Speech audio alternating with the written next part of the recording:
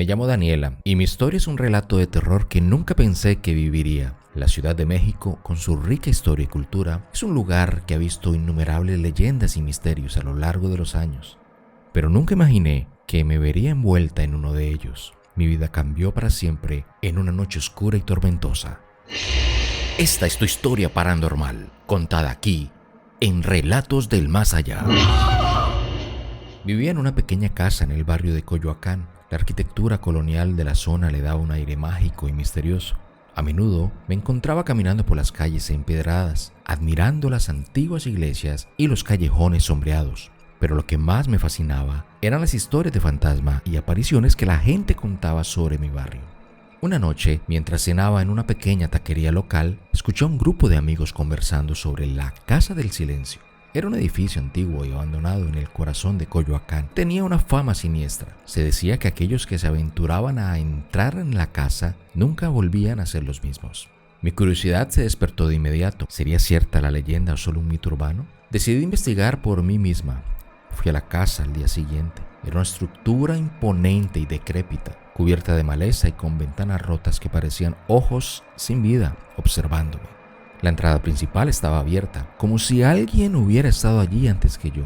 La casa estaba llena de polvo y telarañas. El aire tenía un olor extraño y agridulce. Decidí explorar, con la linterna de mi teléfono como única fuente de luz. En el interior me encontré con habitaciones sombrías y muebles cubiertos de sábanas. No había signos de vida, pero podía sentir una presencia en el ambiente.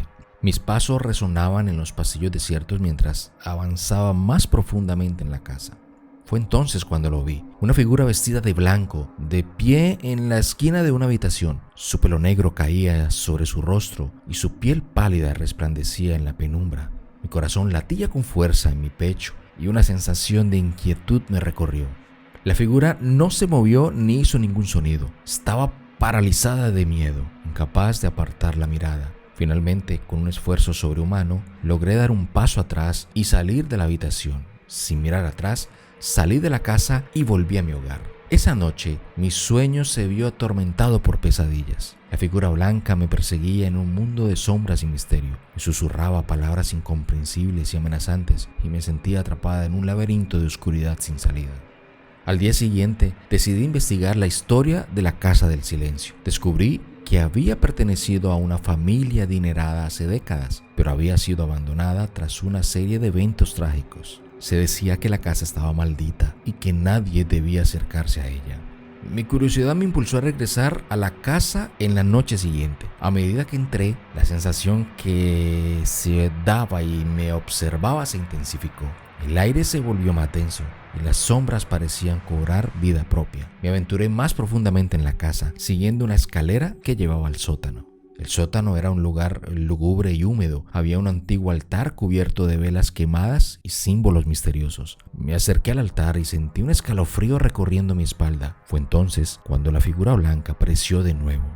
Me miró con ojos vacíos y comenzó a hablar en un idioma que no podía entender. Su voz era un susurro siniestro que resonaba en mi mente. Me sentía atrapada, incapaz de moverme. La figura extendió una mano pálida hacia mí y todo se volvió oscuro. Cuando recobré la conciencia, me encontré en una habitación oscura atada a una silla. La figura blanca estaba frente a mí, con una sonrisa siniestra en el rostro. Habló en un idioma incomprensible y luego comenzó a cantar.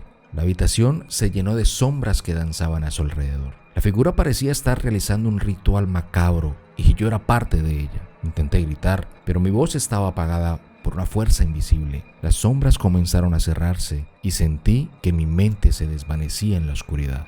Finalmente, la figura se detuvo y me liberó. Caí al suelo, débil y confundida. Miré a mi alrededor y me di cuenta de que la casa había cambiado. Las paredes estaban cubiertas de sangre y los muebles habían desaparecido. La figura estaba en pie en una esquina, mirándome fijamente. Me susurró palabras incomprensibles y luego desapareció en las sombras. Sentí que algo oscuro se había apoderado de mí, que algo maligno había dejado su huella en mi alma. Era como si una entidad ancestral me hubiera poseído y me hubiera convertido en su prisionera.